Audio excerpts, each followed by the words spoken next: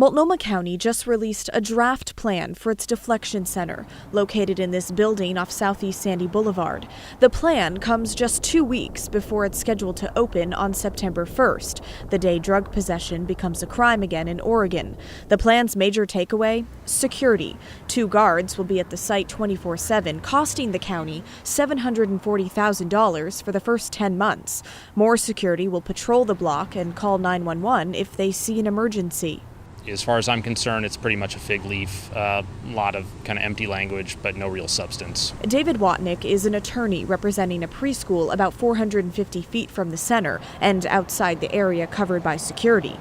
Earlier this month, Watnick wrote to the county on behalf of the school, demanding they delay opening the center, arguing it could create an unsafe environment for the children, including his own, who attend the school. We are prepared to file a lawsuit to get a court order blocking the opening on September 1 if the county intends to do that and doesn't make really significant changes. I'm dismayed. I'm frustrated. This week, Multnomah County Commissioner Sharon Myron called for a 90-day delay. We are supposed to open in 2.5 weeks. We do not have a safety plan in place. We do not have operational plans in place. The county admits the September 1st deadline is tight, repeatedly calling it a challenge. What the community should know is that Multnomah County is planning on launching its plan as long as everything is ready and that all the questions are answered.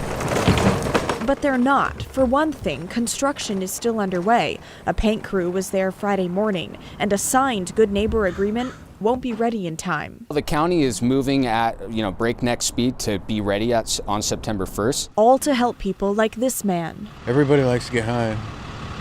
Everybody.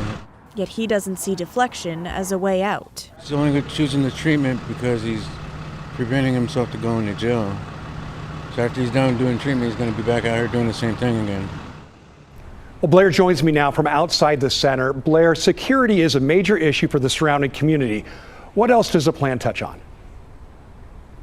The plan also touches on what happens once people get here to the center that's behind me. They can't stay for very long, less than 24 hours, and they can't bring their pets, but there is places to store their belongings. But I can tell you from my time reporting on the streets, not being able to bring their animals could be a roadblock for some people.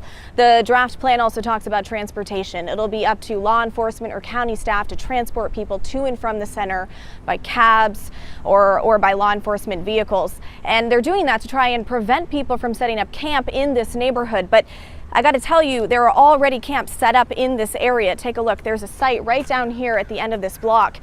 But that is part of the reason the county chose this area for the deflection center, because it's an area where there's need. Yep, and you can see it right there, Blair.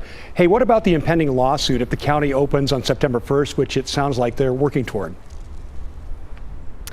Yeah, that's right. But before we get to that, I want to show you just how close this preschool is to the deflection center. So we're going to go for a walk. The deflection center was behind us there.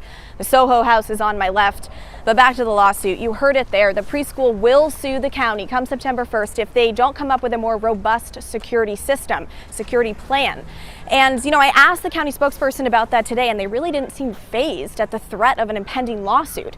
I also want to mention the center is still under construction, and the draft plan says that they will not have time. It won't be open in time for service providers to go on tours and to really get familiar with the center itself. All right, so we've walked about a block, and as you can see, the preschool is that red building there. Hopefully you can see behind this road work ahead sign. But there's the preschool, that red building covered in ivy. That's how close it is to the deflection center. So there's major safety concerns for students. Parents just aren't convinced that the plan, the security plan outlined in that draft, is enough to keep their kids safe.